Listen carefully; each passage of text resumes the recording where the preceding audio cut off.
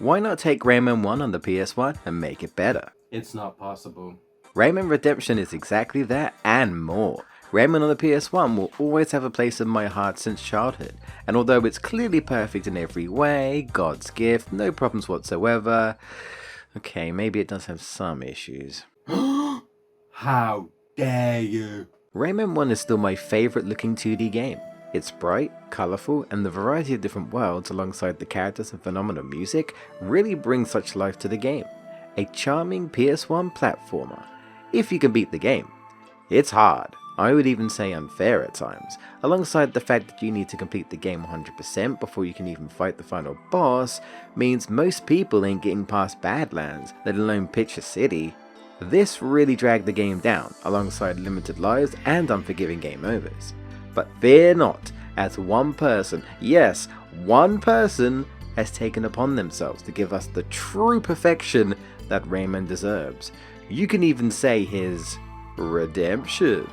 Rayman Redemption is a fan remake of the original game. It takes everything that game has and pretty much fixes all the issues, on top of brand new content to the game. This was all done by one person by the name of Rayman. He has gone out of his way to give Rayman 1 a new lease of life. It's now an actual fair and very fun game. Rayman Redemption has become one, if not my favourite 2D platformers. It's on par with Sonic 3 and Knuckles for me, and that's a big deal. Anyone who's played Rayman on the PS1 knows what to expect. Rayman has turned what could be considered a cruel game difficulty-wise into a much more fun and cozy experience, which increases in challenge as the game progresses. But not any time I really felt like the game was finding ways to ruin my day. If I messed up, that's on me. Lives, plenty of them. Game overs, thing of the past. Honestly, the most impressive thing to me is how accurate the controls feel. Dare I say even an improvement. Such tight controls while still feeling like the original makes for much easier jumps and just better movement overall. What I would consider a plus is that you start with all of your abilities. So no, I'm sorry, I know it's iconic, but you don't go to Batilla so you can punch with your fist. I thought you said this was a good game. Being able to run whenever I want, glide whenever I want, alongside all of Rayman's powers, makes the gameplay so much more smooth and fluid. Rayman 1 has never felt this good to play. The helicopter even acts like Rayman 2, where you just hold down the button to hover infinitely. Little details like the golden fist actually look golden on Rayman, and you get 3 levels of Quick Fist. Batilla still does help you, but instead of powers, she permanently increases your life bar for breaking cages. Yes, the cages have meaning outside of just completing the game. This is a godsend and gives you an incentive to free as many Electroons as possible. And you don't need to rescue all of the Electroons to beat the game, so it's actually doable now. We even have new collectibles such as the Magician tokens and gifts to find in most of the stages. But this all isn't enough. Rayman Redemption just straight up has a shop. You can purchase power-ups to start the level, permanent power-ups, lives, and a bunch of skins that get unlocked as you progress. Tings are now used to purchase at the store. Those gifts you find, once you've found all in each world, unlocks more skins in the shop. Most of these skins are color changes, but some of them are references to Rayman 3's costumes, complete with the fist. And as we know, Rayman has big features. No! God, please, no! No! Instead of abilities, we free the pink helpers, like the rings you can swing on in the original, as well as springs and poles for Rayman to climb. This all gets integrated into the levels nicely, nothing feels out of place and adds to the game. Rayman didn't just leave the levels as is, he gave us more. The worlds and levels fulfill as they were, but he expands on them and even includes brand new levels for you to play. Remember that one mosquito section in Rayman 1? Well now there's a bunch of them, which really feels like Rayman Origins mosquito sections, which in turn is a reference to Rayman 1. It's the little details like new objects and platforms to fit the world and a new type of ring to swing on. Every one of the power-ups, like the seed you get from Tarazan, gets more use in fun ways.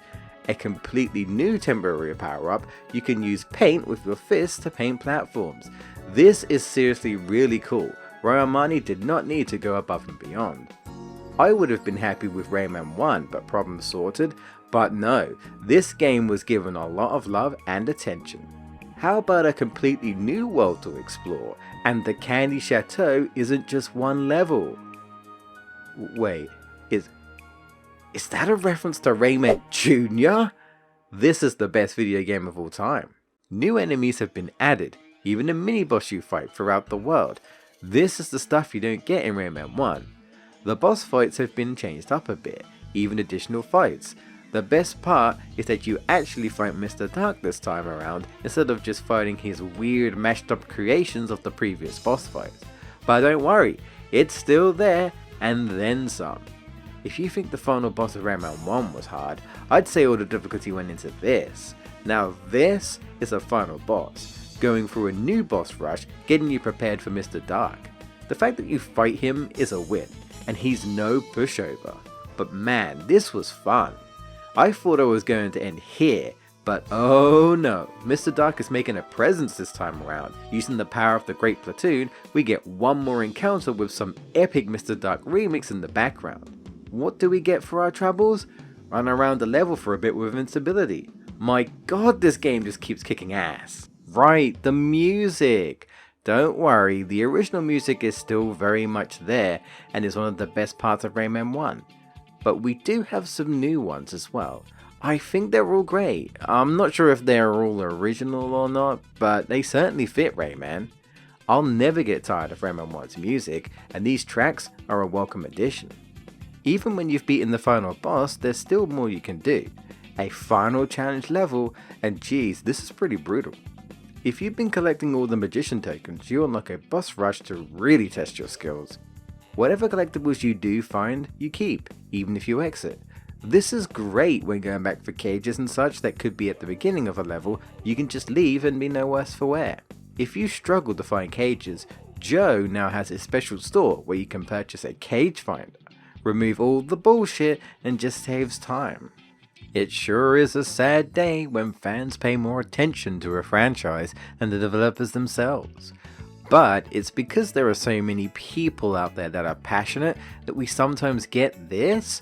Rayman Redemption. Ryamani, you're the man. Play Rayman Redemption. Like, seriously, don't even bother with the original. This is the definitive way to play.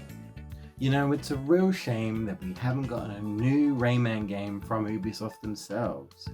But there was one game that was sort of Rayman 1-like. Something Origins, here we go.